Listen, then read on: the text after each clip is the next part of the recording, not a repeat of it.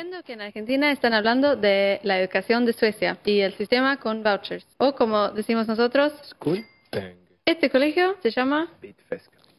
Hvitfeldtska, sí, y es de administración privada. Pero vouchers es gratis. Este colegio es de administración público y también es gratis. En realidad no es gratis, se paga con los impuestos. Esto sirve para que cada persona pueda elegir dónde quiere estudiar. Y esto genera que los colegios compitan entre sí, porque ganan plata por estudiante que se anota en el colegio. Yo estoy embarazada y cuando nazca la bebé ya la voy a anotar en el colegio que quiero. Hay gente que están en contra y lo que dicen que está mal es... Vinster i välfärden. Están en contra que los colegios pueden ganar plata por los chicos. ¿Y ustedes qué opinan? ¿En Argentina funcionaría? En Argentina están hablando de la educación de Suecia y el sistema con vouchers, o como decimos nosotros... Bueno, a ver, vamos a saludar a Agustín Laje, escritor, politólogo muy reconocido, a quien ya tenemos allí en imágenes. Hola Agustín, qué gusto saludarte, buen día.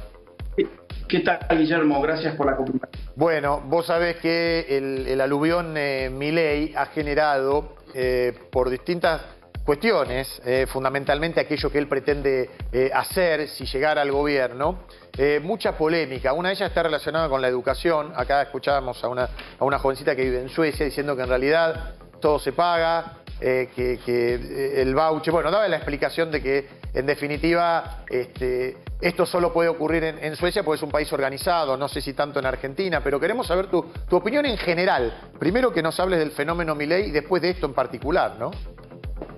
Bueno, yo creo que el fenómeno Milei ha sorprendido a todos y ha dejado de manifiesto varias cosas.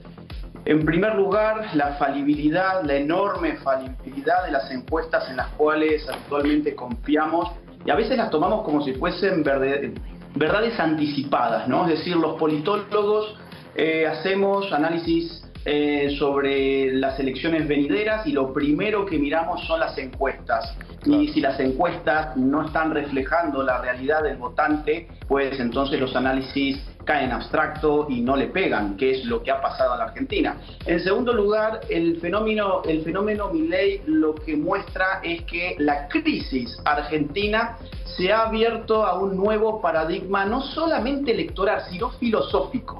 Esto del voucher, que recién ustedes mencionaban y ponían en este video, implica una filosofía política radicalmente distinta de la que se ha aplicado en la Argentina de las últimas décadas, por no decir de prácticamente los últimos 70 años. Cuando esta chica en este video dice no hay nada gratis, claro, la piedra fundamental de la filosofía política que viene a impulsar Javier Milei es precisamente esa. Lo único gratis en la vida es el aire que uno respira, y por ahora, porque no va a faltar el día que te lo quieran cobrar también. O sea, Agustín, pero por ahora, sí. Lo que está haciendo es correr al Estado de una situación paternalista para que las personas puedan tener su propia decisión. Eso es lo revolucionario de sus ideas. Sí, y mostrarte otra vez que cada vez que el gobierno te dice esto va a ser gratis, en verdad hay alguien que lo está pagando, que no son precisamente los políticos, y esto va a contrapelo del sentido común socialista que es el que hemos adoptado en la Argentina. Cuando se habla de educación gratuita no es cierto. A esos alumnos que están en las universidades y que tardan a veces décadas en poder recibirse, y muchas veces ni siquiera se reciben, se lo está pagando el más pobre de los pobres cada vez que compra un pedazo de pan y tiene que dejar impuestos en su compra. Entonces, cambiar esa mentalidad es el primer asunto. El segundo asunto es evitar los discursos terroristas. Hoy Javier Milei ha generado tanto terror en cierto sector privilegiado por la casta política en la Argentina, que están mintiendo deliberadamente, abiertamente. Decir que en la Argentina no vas a poder ir al colegio si gana Javier Milei es una burda mentira. Lo que van a hacer es invertir la modalidad del financiamiento a las escuelas. Ya no se va a financiar directamente a la institución, pero, o sea, lo que se llama la oferta, sino a la demanda, o sea, a los padres de familia para que ellos escojan y desencadenen un mecanismo de mercado. Agustín, a ver si entiendo. Entonces, ¿para vos es practicable esto? Digo, no de un día para el otro, pero sí de manera gradual. Sí, lo que es impracticable es seguir con la misma receta educativa que nos ha colocado entre los países peor rankeados de las pruebas PISA. Claro, los chicos, esto ya ha sido demostrado, en los resultados de las pruebas PISA, los chicos en Argentina en general no saben leer, y cuando saben leer no interpretan los textos, no manejan las matemáticas, no manejan las lenguas, no manejan las ciencias. y incluso la Argentina ha sido separado últimamente de las pruebas PISA porque truchábamos las muestras. O sea, seguir con esa fórmula ya está visto que no funciona. Quizás sea momento de aplicar otra fórmula. Obviamente un cambio tan radical como este probablemente necesite de amplios acuerdos y de un tiempo gradual para que esto se vaya asentando en el sistema. Pero continuar con lo que hay es seguir generando malos resultados. Agustín, a mí se me plantea, y bueno, por supuesto te preguntamos si tu opinión es la misma, a mí se me plantea un acuerdo y una dificultad con el argumento de que el Estado gasta mal su plata. El acuerdo es que estoy absolutamente de acuerdo, el Estado gasta mal su plata, la educación pública no es de calidad, los que pueden mandan a sus hijos a colegios privados, eso es indiscutible. El problema es que cuando a mí me prometen que el Estado va a ahorrar en cosas mal gastadas, me acuerdo del argumento de dejamos de tener fútbol para todos y vamos a construir jardines de infante. Y la verdad que nunca se construyeron. No, lo que pasa es que lo que se está planteando no es ahorrar en educación, sino invertir la forma en que se pone ese dinero en el sistema. Ya no va a ser a la institución escolar, sino que va a ser al padre de familia para que él pueda escoger con libertad a qué colegio va a mandar a sus hijos. Eso va a generar un sistema de competencia donde los malos colegios son aquellos que los padres de familia no van a escoger y por lo tanto pues tendrán que cerrar y los buenos colegios quedarán abiertos porque mucha gente no escoge. Y ahí se plantea otra dificultad objetiva, que para que haya más buenos colegios necesitas más buenos docentes y no sé si es la situación actual, con lo cual no sé por dónde hay, por ahí podemos empezar por donde vos planteás, pero no sé si es el camino empezar por ahí o empezar, por ejemplo, como hizo Sarmiento con un proyecto de educación pública, libre y gratuita, empezar por capacitar a los maestros. Bueno, eso va a ser imprescindible y yo lo sugeriría de una manera muy abierta. Es decir, empecemos, por ejemplo, por examinar, por calificar a los que dan clases. ¿Cómo puede ser que los maestros que califican en principio a sus alumnos, porque cada vez lo hacen menos, claro está, sin embargo no puedan ser sometidos a evaluaciones? Ustedes sabrán que hoy poder calificar a un maestro es prácticamente imposible porque te paran el país. Es decir, no es fácil mandar a esa gente a que se examine. ¿Y a qué le tienen miedo? Bueno, si le tienen miedo a su propia formación, deberían ser honestos y pedirle en todo caso al Estado que les ayude a formarse mejor para formar a los argentinos. Yo coincido plenamente con esto. Es decir, necesitamos mejores maestros de manera urgente. A ver, necesitamos mejores maestros de manera urgente y también necesitamos un universo más grande de posibilidades, porque en la Argentina tenemos muy fraccionada la educación. Por un lado, la pública, que anda mal, los chicos no tienen clase la mayor parte del año, y la privada, que es impagable para los padres. Entonces es muy complicado la brecha y cómo nos ubicamos las familias ahí, ¿no? Para elegir la mejor escolaridad para nuestros hijos. Vamos a ver, este sistema es un sistema que va contra los pobres y contra las clases medias. Esto es lo que habitualmente no se dice con el verso de lo gratis. El sistema tal como está planteado va contra el pobre porque no le das más alternativa que mandarlo a una escuela pública que ya sabemos que están en crisis fulminante, y con las clases medias porque las clases medias no quieren mandar a sus hijos a esas escuelas y a veces tienen que dejar gran parte de su salario mensual en un colegio que les cobra fortuna. Las clases altas están cómodas con este sistema en general porque ellas no se desangran teniendo que mandar a sus hijos a una escuela privada. Entonces, lo que pasa con las clases medias es que terminan pagando la educación por dos, porque le pagan al Estado para las escuelas públicas a las cuales ellos no mandan a sus hijos, pero además tienen que pagar a la escuela privada a la que sí mandan a sus hijos.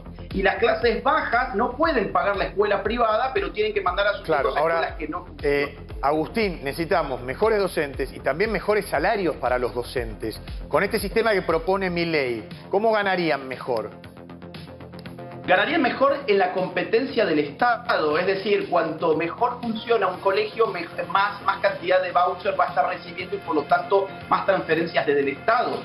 Y eso va a generar, en principio debería generar un alza de los salarios, porque si no va a ocurrir que el docente que no se siente cómodo con su salario, pues se ve tentado a ir a otro establecimiento o salir simplemente de ese sistema. Entonces yo creo que ese sistema también va a generar un alza de los salarios por la competencia que es intrínseca al libre mercado. Ahora, te digo, va a tener que generar un cambio de mentalidad. Yo no imagino a Baradel sentado pacíficamente frente a un Milei presidente diciéndole la verdad, que bueno, probemos. Digo, ¿cómo es el método? ¿No? Porque entre lo que estamos ahora y lo que vos decís que es algo muy positivo para cambiar la educación en nuestro país y mejorarla, hay un camino largo que se llama gremios, que se llama Te paro la calle. Sabemos de esto, hace décadas.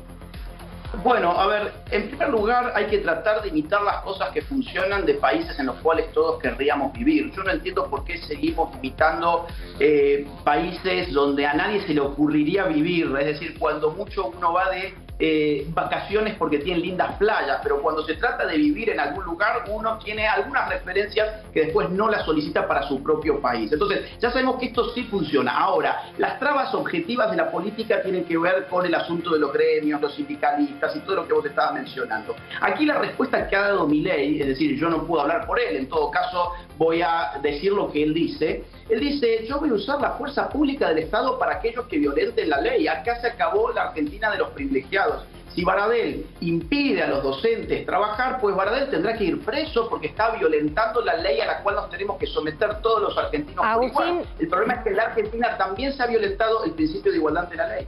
Déjame que vuelva un poquito hacia atrás, porque lo que quiero preguntarte es si estos vouchers tienen un tiempo delimitado. ¿Por qué te pregunto esto? Hay mucha gente que se anota en la UBA, por ejemplo, obviamente sin ningún costo para la persona que lo está haciendo, y empieza a dar el CBC y quizás se prolonga durante 3, 4 años este ingreso. ¿Este voucher tiene un inicio y un final? No lo debería tener en principio. Es decir, en todo caso, para la educación superior, para lo que es la universidad, sí sería importante que lo tuviera, pero lo que es educación básica, primario, secundario, debería apoyarse, creo yo, desde ese sistema a jóvenes para que, bueno, si se quedan de año, pues que no reciban un castigo del Estado por parte de eso. Ahora, los que están en las universidades y que se tardan a veces 15, 16, 18 años costándonos una fortuna a los argentinos, pues ahí sí debería haber algún tipo de límite, porque tampoco que nos tomen de tonto. Agustín, vamos a hacer un punto ahora con el tema de educación y proponerte hablar a partir de un video que vamos a ver y recordar de Javier Milei diciendo que no va a negociar con comunistas. Vamos. Y en cuanto a China, es uno de los socios principales de comercio. Bueno, serán socios comerciales del sector privado. Nosotros no hacemos pacto con comunistas. Pero entonces, ¿qué harías? O sea, ¿no cerrarías las relaciones de Argentina con China? Yo no promovería la relación con comunistas, ni con Cuba, ni con Venezuela, ni con Corea del Norte, ni con Nicaragua, ni con China. O sea, para Venezuela vas a cambiar la política. Obviamente. Claramente. Y en cuanto a Brasil, es el socio comercial más importante de Argentina, hablaste duramente de Lula en el pasado. Bueno, ¿se pueden acercar? No.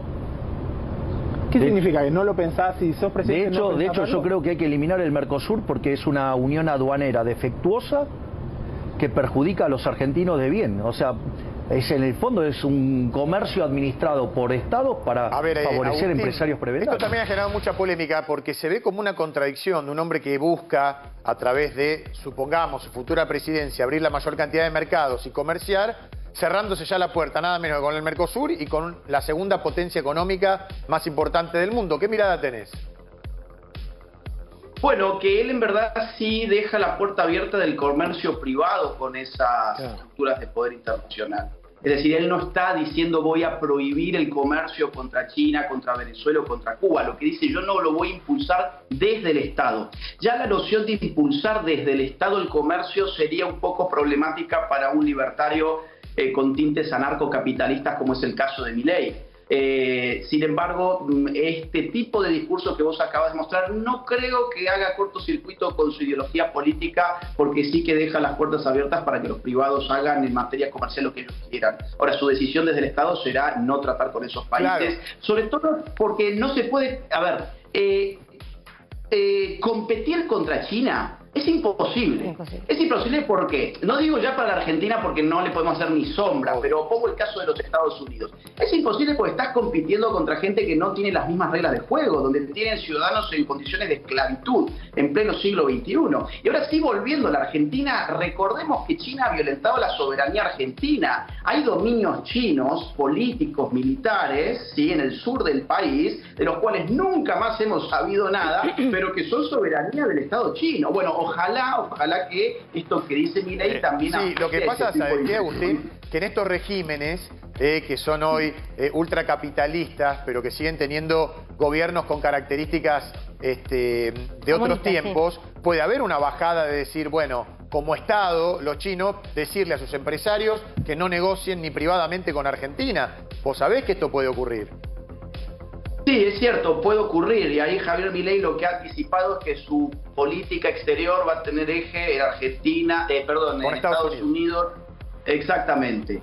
Ahora, sí, son cambios radicales. Como yo te comentaba al inicio de esta nota, el fenómeno Milei no solamente implica un cambio de nombres, un cambio de la plataforma electoral, un cambio del discurso, ni siquiera del peinado, ¿sí? Lo que implica es un cambio rotundo de filosofía política donde todos los asuntos empiezan a leerse bajo esa óptica, la óptica de la libertad individual en detrimento de la óptica del Estado, Agustín, que en verdad es una óptica que ya no está funcionando. Agustín, ahí Milei mencionó que le gustaría a Macri como una especie de canciller o mega canciller encargado de asuntos internacionales. El gobierno de Macri no desandó las relaciones con China que había establecido el kirchnerismo, avanzó con las represas hidroeléctricas. Al contrario, las profundizó. Avanzó con las represas hidroeléctricas en Santa Cruz, permitió que siga habiendo una base china instalada en Neuquén y no pasó nada, y de hecho, sin que esto signifique grandes cosas, el primer empresario que estableció relaciones entre Argentina y China fue Franco Macri, con lo cual, digo, ahí a mí se me plantea una inconsistencia argumental, ¿no? Digo, ¿por qué poner a Macri de principal encargado de las relaciones internacionales cuando fue el que más fomentó la relación con China? A la altura del kirchnerismo, un poco más o un poco menos, eso es discutible.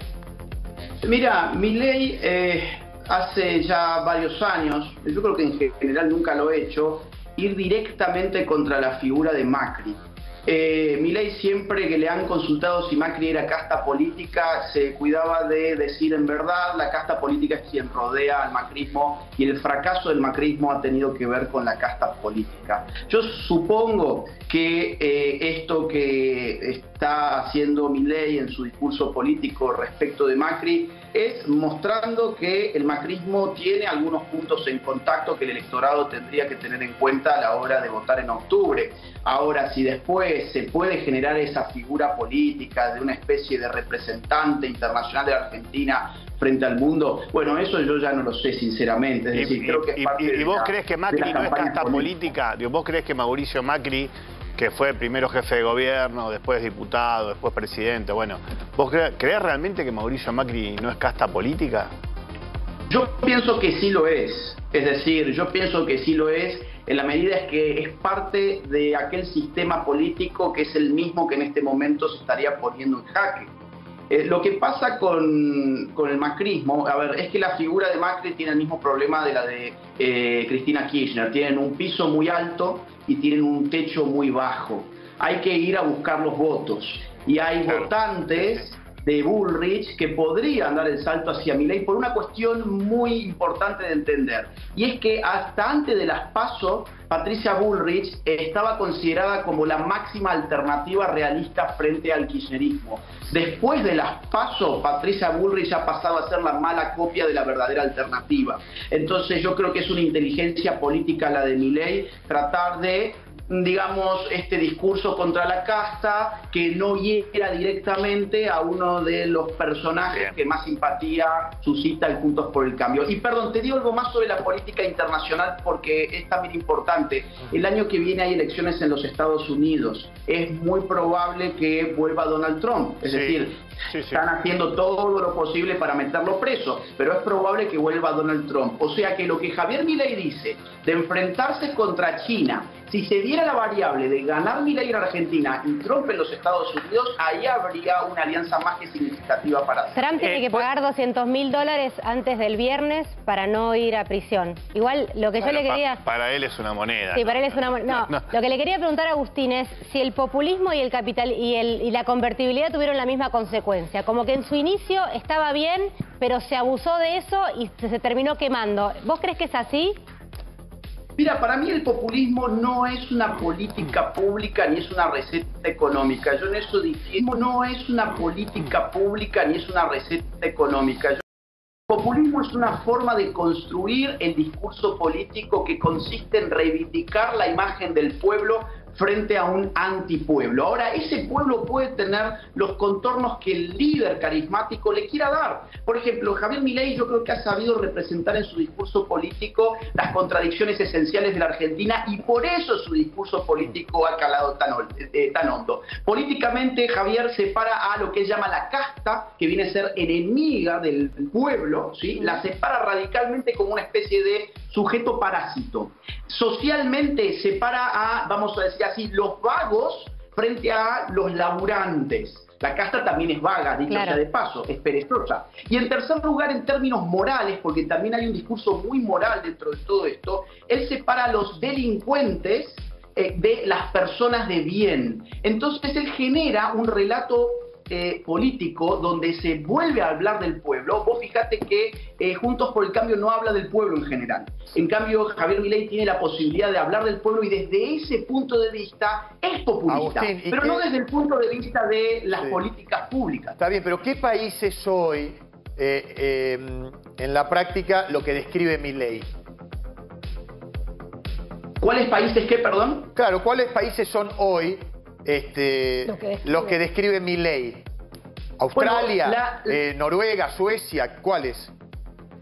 No, yo creo que la referencia de Milei en su discurso político, insisto, yo no quiero poner en boca de Milei nada que él no haya ya dicho, porque no me corresponde hacer eso. Lo que en su discurso político él reivindica como el modelo es la Argentina de fines del siglo XIX, principios del siglo XX. Él no está generando una especie de comparación con Noruega, Suecia, Australia, lo que fuere. Él está generando una comparación histórica hacia adentro. Está diciendo, en algún momento fuimos el país que encabezaba los rankings económicos y hoy somos un país que no puede darle de comer. La Argentina de Alberdi.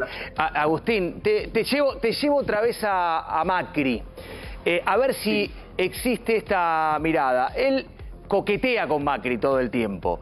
¿Puede ser pensando en un eventual gobierno a la hora de ir a buscar votos al Congreso? Un aliado puede ser Juntos por el Cambio. ¿La ves por ahí también? Perdón, de ambas partes. Cuidado, de ambas partes. A ver, acá hemos pasado de un discurso de Milei no puede, se va a dar contra la pared de las PASO, a un discurso de Milei no puede gobernar. Ahora, si todo sale más o menos como salió en las PASO, yo quiero remarcar que Juntos por el Cambio pierde el quórum dentro de la Cámara Baja, ¿sí? O sea, cuando dicen Milei va a tener que ir a negociar, perdón, Juntos por el Cambio también va a tener que ir a negociar. Miren, se renuevan 130 bancas en diputados. Hoy Juntos por el Cambio tiene 116. Lo que se pronostica de repetirse más o menos los resultados de las PASO es que Juntos por el Cambio baje a 105 y que el kirchnerismo, ¿sí?, baje de 118 a 91. Con lo cual, perdón, acá todos van a tener que negociar y yo creo que Macri hace muy bien en no dialectizar con Milei porque la función que quiere Macri para sí, hasta donde yo llego a leer esta realidad, es la de ser un gran mediador en la Argentina. Ser una persona que quizás no tiene ningún cargo público, pero está mediando entre fuerzas en las cuales él considera que hay ideas que son para él valiosas. Entonces yo creo que esto es ida y vuelta. Es decir, Milei probablemente está buscando una cercanía con Macri porque sabe que va a tener que gobernar y perdón que lo diga así, Milei no es ningún tonto. Una cosa es el discurso, los límites del discurso para una campaña política y después lo que uno tiene que hacer en el poder. Y por otra parte, Macri va a tener, sabe también, que no es tampoco ningún tonto, sabe que va a tener que negociar con diputados del espacio de Milei. Agustín, en nombre de la seguridad social se le ha hecho mucho bien y mucho mal a la seguridad social. ¿Cómo la analiza, cómo la ve? ¿cómo aplicaría la justicia social Milei eventualmente si es presidente de la Nación?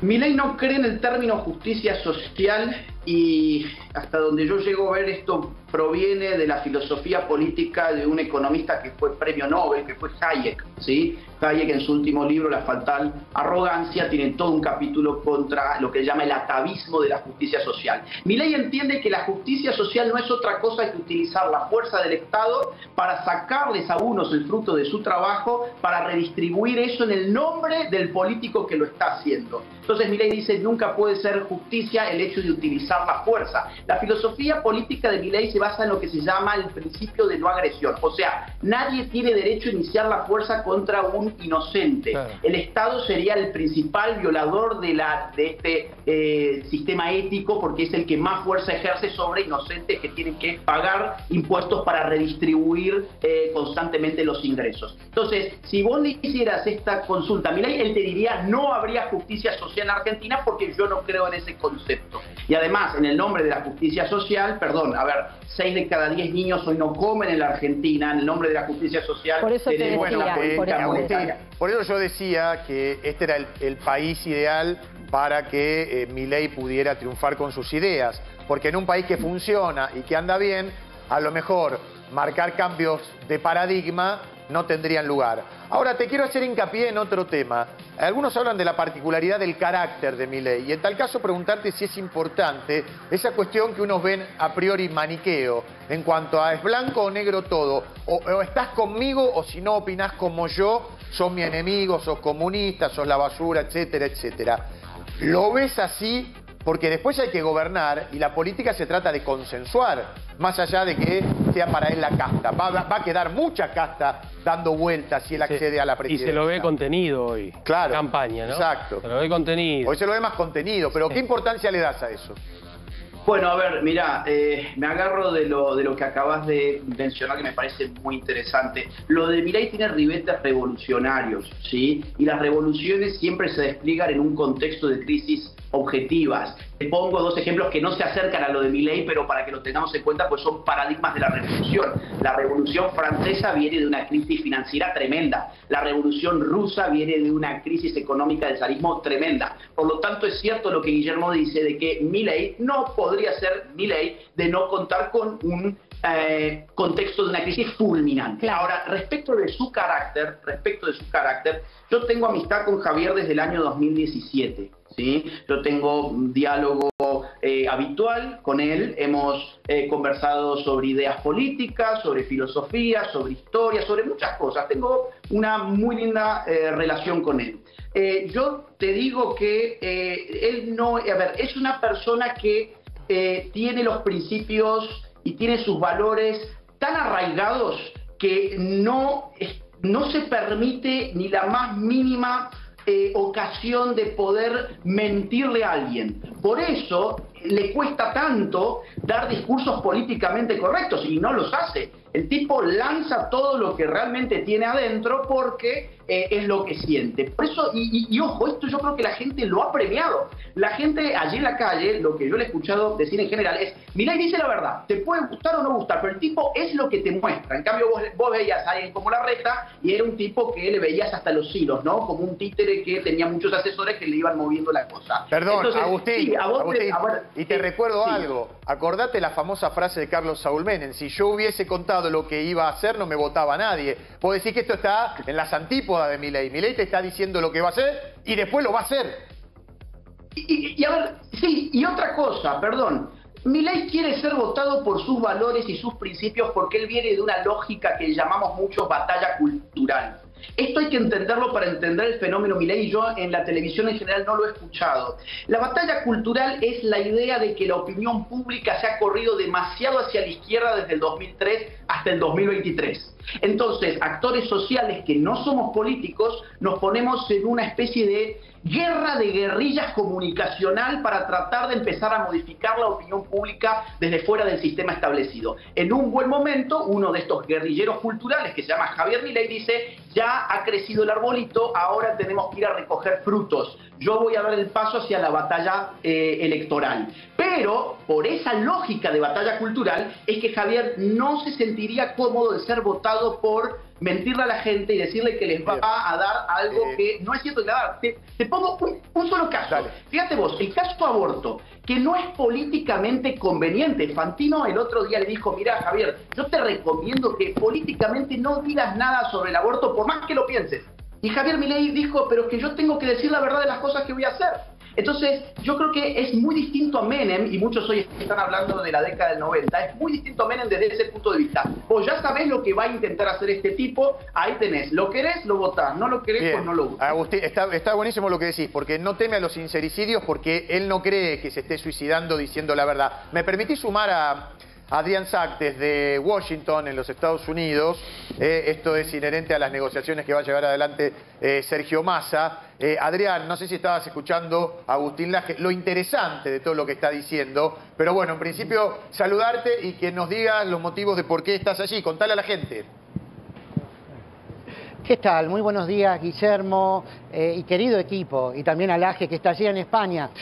Bueno, ¿qué les puedo contar? Estoy frente al Banco Mundial ahora, ¿no? Uno de los organismos multilaterales de crédito, donde, bueno, ya lo conocen mucho al ministro de Economía, Sergio Massa, que ahora además viene en condición de candidato para las próximas elecciones, ¿no?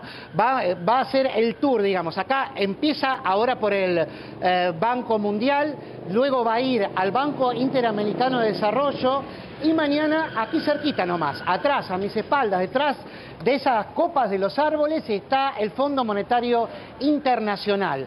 Bueno, ¿qué va a hacer justamente? Va a tener, obviamente, lo más importante y lo que más estamos esperando es lo que va a suceder mañana en el encuentro con Kristalina Georgieva, la directora gerente del Fondo Monetario Internacional, para ver justamente si el desembolso que le harían a la Argentina de 7.500 millones de dólares, que ya debería ser aprobado mañana, si lo puede anunciar, y si también hay, digamos, un incremento en ese monto, dado que las arcas del Banco Central están muy comprometidas y necesitan anunciar que ese dinero está en el mercado. A ver, déjame preguntarle, y si querés cruzate, intervenís, a Agustín Laje, ¿qué importancia tiene para Milei el Fondo Monetario Internacional? Mira, en el discurso público, Milei se ha referido muy negativamente al Fondo al FMI. Se ha referido negativamente porque considera que es una institución de salvataje de la casta política, de lo que él llama la casta política. Cuando la casta política hace mal las cosas porque no acomoda las cuentas, tiene dos opciones: o le da a la maquinita y genera inflación, o se endeuda internacionalmente y condena a las generaciones que vienen, que tienen que pagar una deuda que no es justa. Por lo tanto, públicamente y filosóficamente el FMI no encaja dentro de la ecuación de Milei. O sea que, a ver, una vez salvada la Argentina y ahora vamos a hablar de la dolarización, Agustín, que todavía no hice hincapié en eso, ¿el FMI dejaría de existir para nosotros como institución de salvataje? Bueno, a ver, si las cuentas se pueden acomodar y si todas las reformas que plantea Milei, que ya que hablábamos de los sincericidios, decir que la Argentina necesita un plan de 35 años es todo menos un buen discurso de cara a una crisis como la que se está viviendo, pues si todo saldría como la filosofía política del espacio de Milei lo sugiere, claro, no tendrías por qué endeudarte porque tendrías que pagar cuentas enormes. A ver, Adrián, me gustaría escucharte, porque Agustín dijo hace algunos minutos que es probable que Trump vuelva a la presidencia el año que viene y tener una relación galvanizada con Javier Milei en caso de que él acceda. Me está diciendo que no, ya, a ver, ¿qué?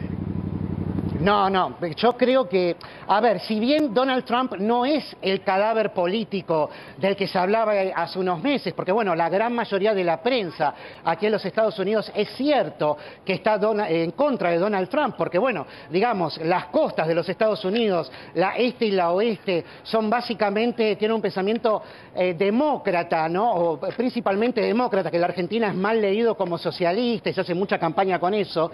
Donald Trump tiene un camino muy difícil fácil hacia la presidencia, ya tiene 4 imputaciones y eso, digamos, no hace buena mella en sus posibilidades. Es muy complicado justamente que el electorado no republicano, es decir, esa zona gris que está en el medio de entre los republicanos y los demócratas, se decida a votar a un candidato que está multiprocesado y que tiene grandes posibilidades de ir a prisión. O sea, no estamos hablando de alguien que tiene problemas por tener una condena firme de la justicia. Bueno, las encuestas le dan bien a Trump, pero en la interna republicana, cuando pasás a una elección general, nadie quiere votar ni a Trump ni a Biden. Entonces, tenemos un problema importante, pero no es cierto que Trump sea el favorito para ganar la elección general. De hecho, parece bastante difícil incluso cuando hablas con ex votantes de Trump, ¿no? ¿En qué te basabas vos, Agustín, para hacer esta afirmación de que Trump puede volver al poder? Bueno, que yo no le tendría tanto miedo a la prensa. De hecho, creo que la prensa cada vez conecta menos con la opinión pública, porque cada vez más se convierte en opinión meramente publicada.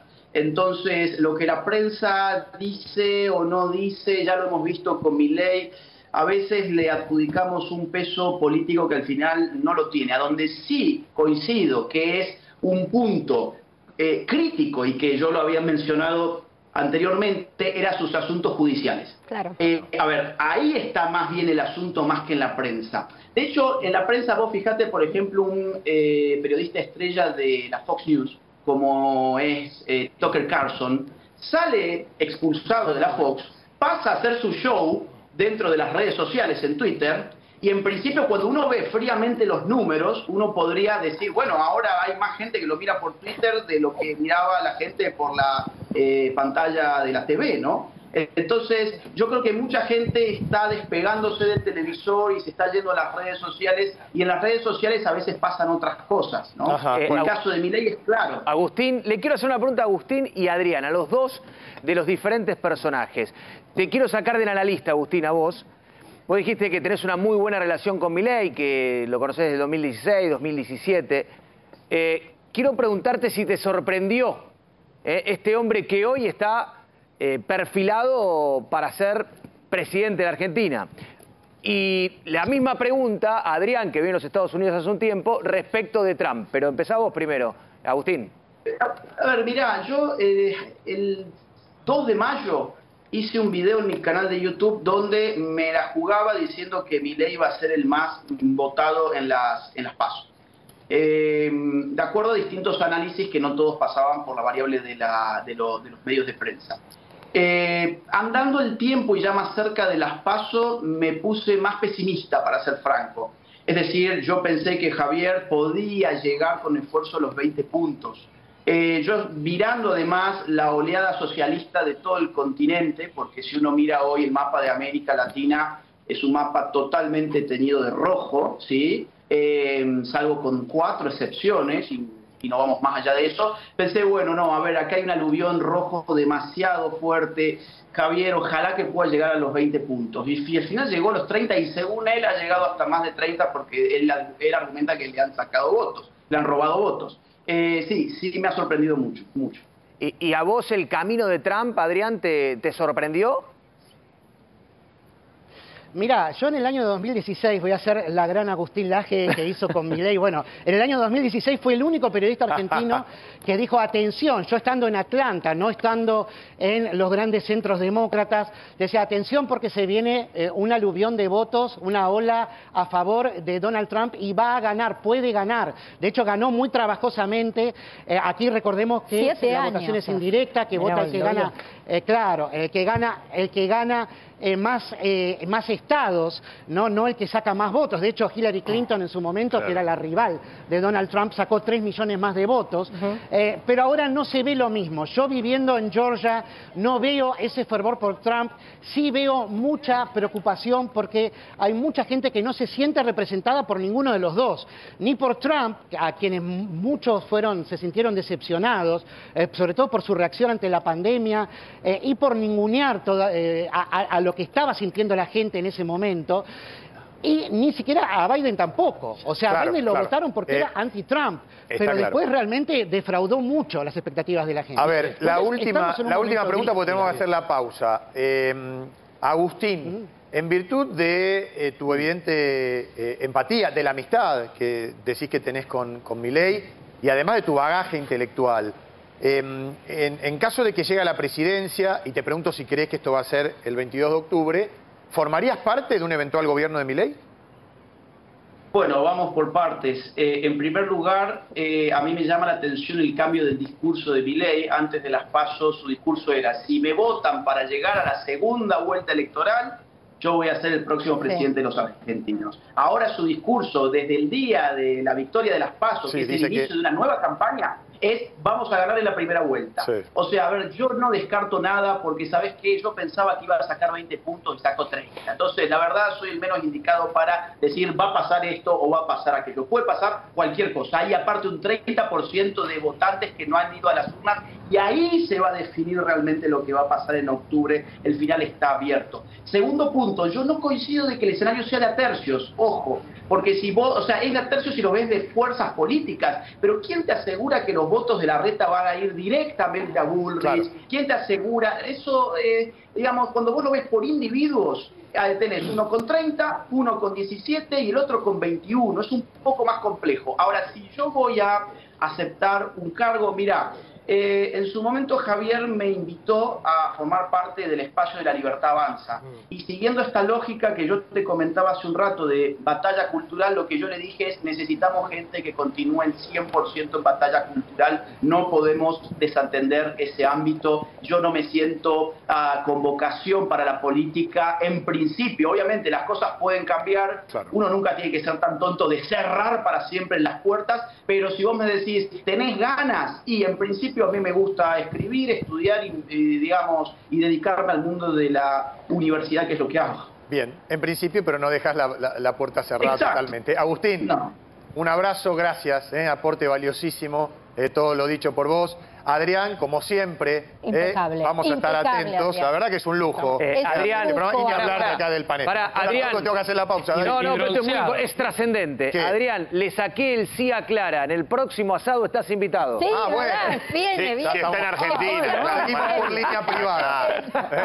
Bueno. Me voy a un asado a lo de Clara, me voy remando. Si es necesario.